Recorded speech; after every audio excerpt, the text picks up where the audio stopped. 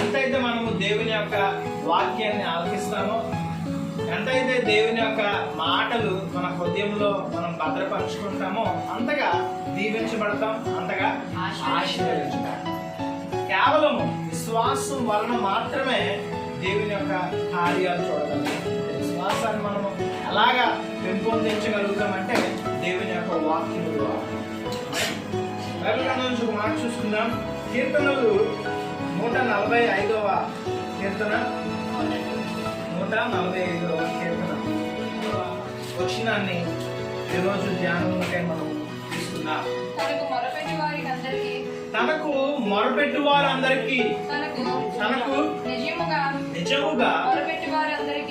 నిజముగా మొరపెట్టు వారందరికీ యెహోవా సమీపముగా ఉన్నాడు. హల్లెలూయా, హల్లెలూయా.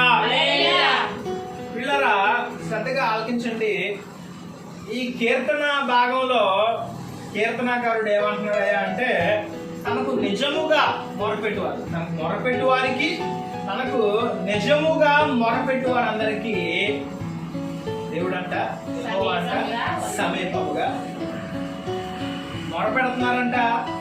నిజముగా మొరపెట్టేవారు ఉన్నారంట. అదే విధంగా నిజముగా మొరపెట్టేవారు కూడా ఉన్నారనేసి కీర్తనాకారుడు అంటారు. నిజముగా మొరపెట్టడం ఏంటి? చాలాసార్లు నేను ఈ యొక్క మాటను ఆలోచించాను. నిజమైన మొర ఏంటి? నిజముగా ఎలా మొరపెడతాం? నిజముగా మొరపెట్టడం కూడా ఉంటుందా అని అనేసి కనుక నేను ఆలోచించాను. అయితే నిజముగా మొరపెట్టడం ఏంటి, నిజముగా మొరపెట్టడానికి గల ఉద్దేశం ఏంటో ఈరోజు మనము నేర్చుకుందాం. ఒక మూడు విషయాలు బట్టి నిజమైన మొర అంటే ఏంటో ఈరోజు మనము నేర్చుకుందాం.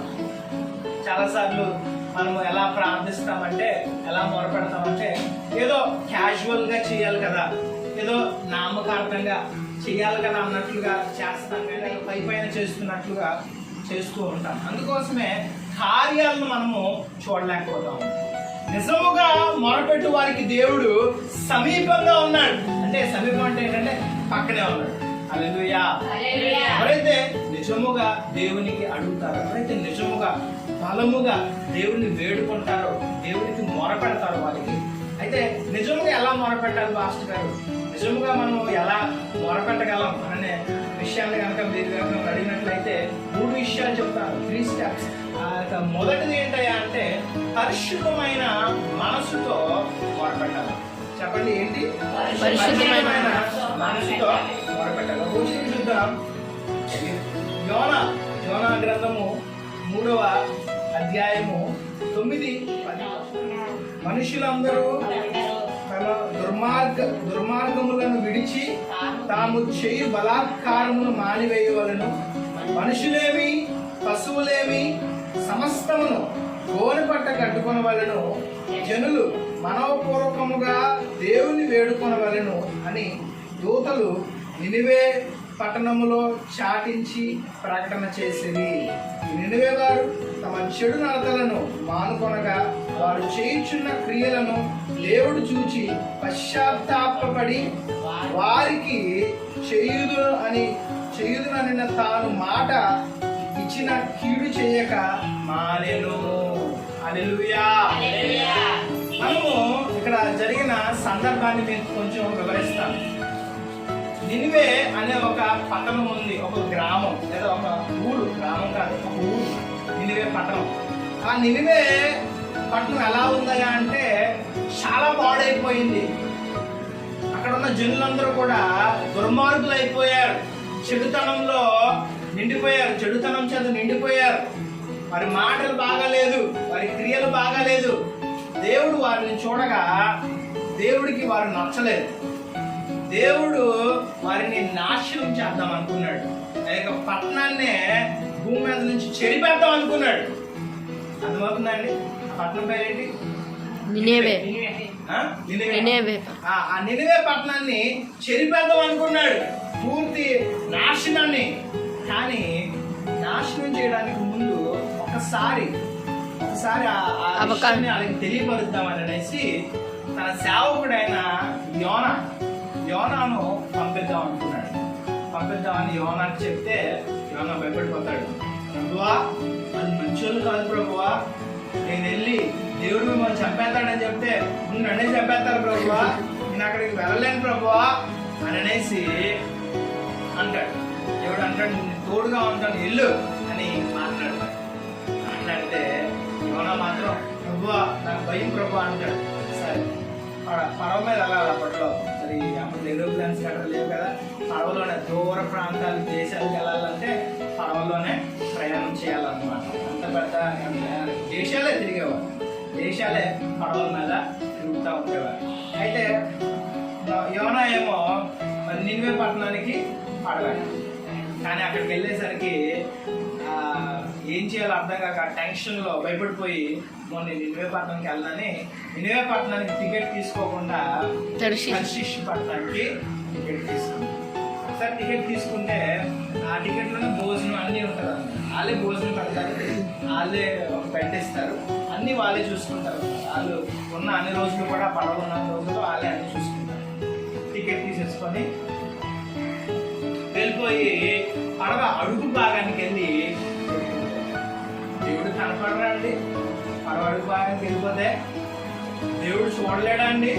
పడవ అడుగు భాగానికి వెళ్ళిపోతే నన్ను ఎవరు చూడలే, దేవుడు అడగడలే, నేను కనిపించలే అని అనుకొని పడవ కింద భాగానికి వెళ్ళిపోయి జాగ్రత్తగా పడుతుంది. పడవ బాగానే స్టార్ట్ అవుతుంది, బాగా వెళ్తా ఉంటుంది. సడన్ గా పెద్ద తుఫాను వచ్చేస్తుంది సముద్రంలో. ఇప్పుడు ఎలాగైతే ఇక్కడ తుఫాను వస్తుందో అక్కడ కూడా తుఫాను, వర్షం పడిపోయి అలలు వేసిపోతా తుఫాను వస్తుంది. ఇక్కడ తుఫాను వస్తేనే మనం తట్టుకోలేము, వర్షం పడిపోయి ఆ గాలు ఇవి వచ్చి తట్టుకోలేము. అదే తుఫాను సముద్రంలో వచ్చింది అనుకోండి ఇంకా భయంకరంగా ఉంటుంది. ఎందుకంటే కింద నీళ్లు పైకి లేచిపోతూ ఉంటాయి, అలలు పైకి లేచిపోతూ ఉంటాయి. ఇప్పుడు అప్పుడు పడవ వెళ్తా ఉందనుకోండి, పడవ ఇలా అయిపోద్ది అన్నమాట. ఇలాగా ఎందుకంటే ఆ తుఫాను ఆ గాలికి పడవలు తట్టుకోలేము. అయితే పడవలో అందరూ భయపడిపోతున్నారు. ఏమి పక్కనోడుగా చాకరి కిందకి వెళ్ళిపోయి కోల్పోతూ ఉంటారు. అందరూ భయపడిపోయి వాళ్ళు వస్తువులు ఉంటాయి కదా, వాళ్ళ బ్యాగులు ఏమైనా కొంచెం బరువు తగ్గితే కొంచెం తేలిగ్గా ఉండి పడవ పోకుండా ఉంటుందని అనేసి వాళ్ళ బ్యాగులు, వాళ్ళ వస్తువులు, లగేజ్ చాలా ఉంటుంది కదా, మరి వేరే దేశానికి వెళ్తున్నారంటే వేరే పక్కనకి వెళ్తున్నారు, లగేజ్ పెట్టుకెళ్తారు, అవన్నీ పడేస్తూ ఉంటారు కిందకి. అవన్నీ పడేస్తూ ఉన్నా సరే ఏం అవ్వదు. అస్సలు తుఫాన్ అనేది తగ్గదు. ఈ పడవ కదలటం కూడా ఆగపోయేసరికి చాలా భయం వేస్తుంది అనమాట. చాలా భయం వేసి వాళ్ళు ఏం చేస్తారంటే చీట్లు వేస్తారు. చీట్లు అప్పట్లో ఎలా చూసేవారంటే ఒకరి పేరు వస్తారు, ఎవరో ఒకరి పేరు తీస్తారు, వాళ్ళ వల్లనే ఈ తుఫాన్ వచ్చింది అన్నట్లుగా వాళ్ళు అనుకునేవారు.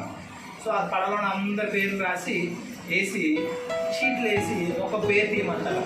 మరొకరు తీస్తే ఎవరి పేరు వస్తే వాళ్ళ వల్లే ఈ తుఫాన్ వచ్చింది అని నిర్ణయించుకున్నారు అప్పట్లో. సో అయితే తీసినప్పుడు యోనా పేరు వస్తుంది. యోనా పేరు రాగానే ఎక్కడున్నాడు ఎక్కడున్నాడు అని ఎదుగుతా ఉంటే ఎక్కడ కనిపించడు. అందరూ ఉంటారు కానీ ఎవరు అంటే ఎక్కడ కనిపించడు. సో ఎదుగుతా పడవ క్యాప్టెన్, పడవ అధికారి ఎదుగుతూ ఉంటాడు. ఇప్పుడు కింద భాగానికి వెళ్తాను. కింద భాగానికి కొరకు పెట్టి కొడుకుంటా ఉంటాడు యోనా. తాపీగా పడుతుంది. పోయి నిద్రపోతా, లెగు అందరూ చచ్చిపోతున్నాం, లెగు బయట నువ్వేనా యోనా అంటే లెగు అని చెప్పి తీసుకురాగా యోనా అంటాడు తుఫాన్ నా వల్లే వచ్చింది, నేను చేసిన తప్పు వల్లే వచ్చింది. అవునా? ఏం చేసావు నువ్వు? దేవుడు నన్ను ఒక ఊరికి వెళ్ళమంటే ఈ ఊరికి నేను వచ్చాను. అవునా అన్నాను. మమ్మల్ని ఇప్పుడు ఏం చేయమంటావు? అందరూ చచ్చిపోతున్నాం నీ వల్ల అంటే ఎత్తుకొని సముద్రంలో పడేయండి అనగానే సముద్రంలో పడేస్తాను. పడేగానే ఒక పెద్ద చేప వచ్చి యోనాను మింగేస్తాను. తర్వాత 3 రోజులు ప్రార్థన చేస్తూ ఉంటాడు, వేడుకుంటూ ఉంటాడు, ప్రార్థన చేస్తాడు. వెంటనే ఆ 3వ రోజుకి ఆ నినివే పట్టణం ఒడ్డున ఆ చేప పడేసి కక్కేగానే అక్కడ వెంటనే తను రెడీ అయిపోయి స్నానం చేసి అక్కడ నీట్గా రెడీ అయిపోయి నినివే పట్టణంకి వెళ్ళి సువార్తను ప్రకటిస్తాడు. అందరికి 3 రోజులు సువార్తను. తిను ఏమనుకున్నాడంటే వెళ్ళగానే నేను దేవుడి గురించి చెప్పగానే వాళ్ళని చంపేస్తారు అనుకుంటే అక్కడ అలా చంపడం గా ఉంటుంది అన్నమాట. ఆ యొక్క రాజు నినివే పట్టణం యొక్క రాజు వచ్చి ఆ వార్తను విని, చదువుకున్నాం కదా, ఆ రాజు చెప్తున్న మాటలు అన్నమాట. పెద్దవాళ్ళే కాదు, చిన్నవాళ్ళే కాదు, పశువులే కాదు, ఎవ్వరు కూడా తినడానికి వీల్లేదు. ప్రతి ఒక్కరు ఉపవాసం ఉండాలి.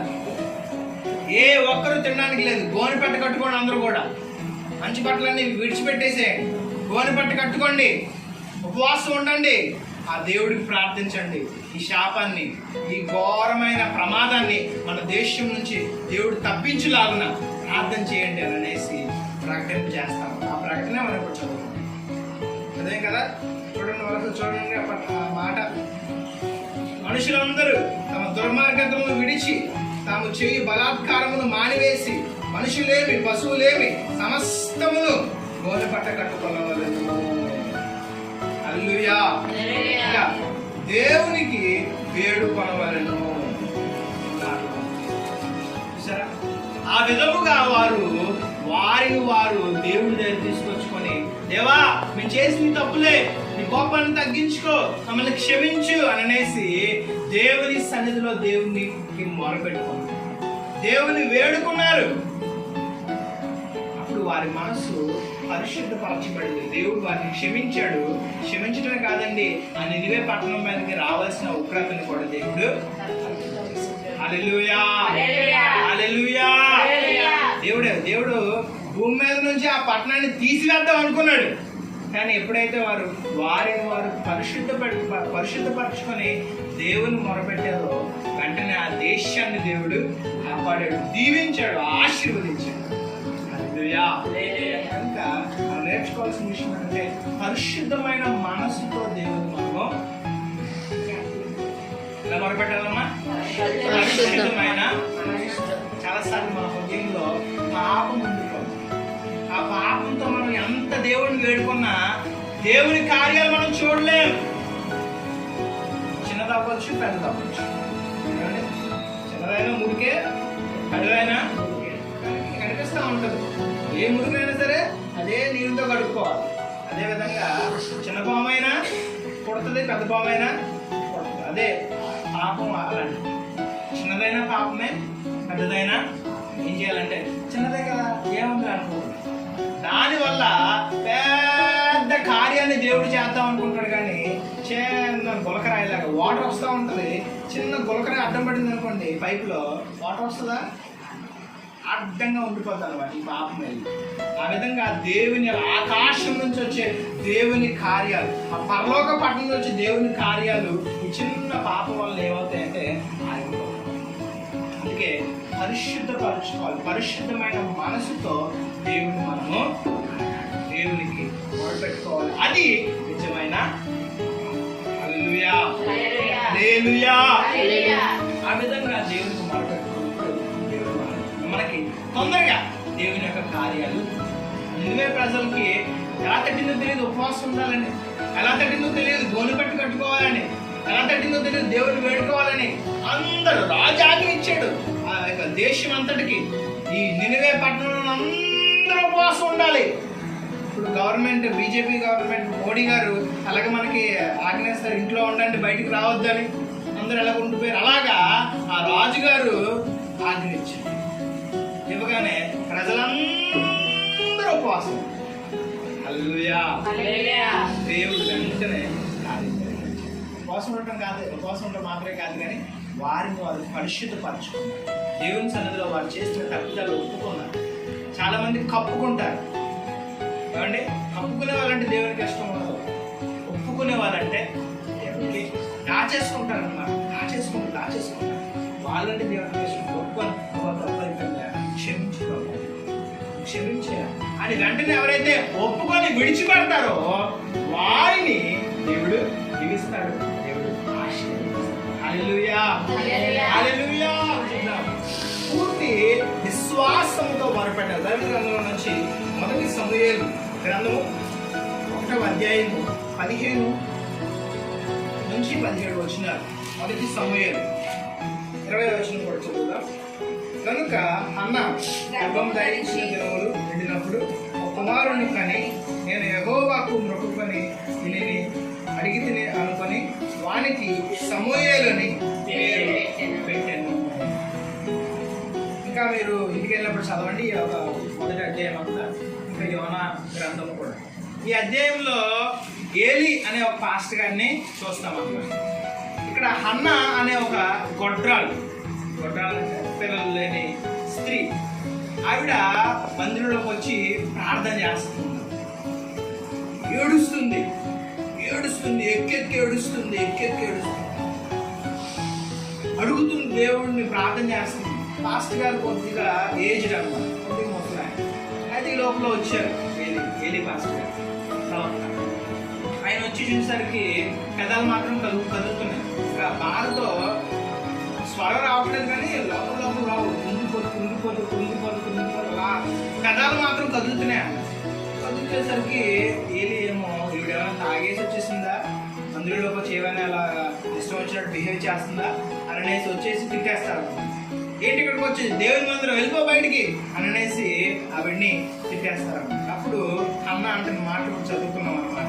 నా వెళ్ళినవాడు అది కాదు, నేను బాధతో ఉన్నాను, నన్ను అందరూ గొడ్డాళ్ళని ఏడిపిస్తా ఉన్నారు, నాకు పిల్లల కోసం నేను దేవుడిని అడుగుతా ఉన్నాను అనేసి తను పూర్తి విశ్వాసముతో దేవుడిని అడుగుతా ఉన్నాను. కొంచెం ఏలి అంటున్నాడు, సరే నువ్వు ఇంటికి వెళ్ళు, దేవుడు నీకు సహాయం చేస్తాడు. అన్నాని ఎంతమంది ఏడిపించారో, అన్నాను ఎంతమంది సొట్టుపట్టు మాటలతో గాయపరిచారో తెలియదు, కానీ చాలా బాధ ఉందండి. ఇంకా బాధతో ఎవరిని ఆశ్రయించలేదు, కేవలం దేవుని దగ్గరికి వచ్చింది. ఆయన మందిరాన్ని ఆశ్రయించింది, అక్కడే మోకాల నుంచి ఆయన మీదే పూర్తి విశ్వాసం నుంచి మొదలుపెడతా ఉంది. నా దేవుడే చేస్తాడు, ఎవరి మీద నమ్మకం లేదు, ఎవరిని విశ్వాసం. ఎందుకంటే అన్ని ప్రయత్నించి ఉండవచ్చు, అప్పటికే అన్ని వాళ్ళు చెప్పినవి వీళ్ళు చెప్పినవి అన్ని ప్రయత్నించి ఉండవచ్చు, కానీ కార్యం అనేది జరగలేదు. ఇంకా దేవుణ్ణి ఆశ్రయించింది, దేవుని మీదే పూర్తిగా నమ్మకం. చాలాసార్లు మనము 50-50 ఛాన్సెస్ లాగా అటు కొంచెం ఇటు కొంచెం ఉంచుతూ ఉంటాం. కొంచెం అటు కొంచెం ఇటు, కొంచెం అలాగా కొంచెం ఇలాగా. దేవుడి మీద కొంచెం, వాళ్ళ మీద కొంచెం, దేవుడి మీద కొంచెం, దయ్యం మీద కొంచెం, దేవుడి మీద కొంచెం, దాని మీద కొంచెం. ఏమండి అలాగా దేవుడి మీద పూర్తిగా నమ్మకాన్ని ఉంచడానికి ఇష్టపడతాం. జరుగుతుందో లేదో, చేస్తాడో లేదో, జరగకపోతే అలాగా అనేకమైన సందేహాలు వచ్చినప్పుడు మనకున్న విశ్వాసం ఏమవుతుందంటే తగ్గిపోతాం. 100% ఉండాల్సింది 90, 80, 70, 60, 50 అలాగా కొంచెం ఏమవుతా ఉంటుందంటే పూర్తి విశ్వాసంతో. విశ్వాసం అనేది చాలా ప్రాముఖ్యమైనదండి. విశ్వాసం లేకుండా దేవునికి ఇష్టం అసాధ్యము అని బైబిల్ చెప్తాం.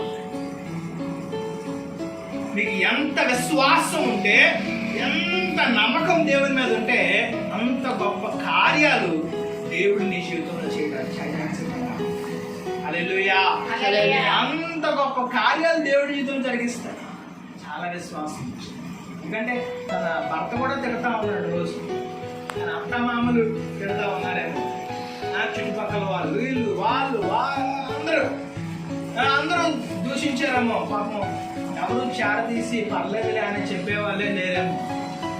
ఏం జరిగిందో తెలియదు, కానీ తన విశ్వాసం మాత్రం దేవుని మీద వచ్చింది. కేవలము దేవుని మీదే పూర్తి విశ్వాసం ఉంచి మొరపెట్టింది.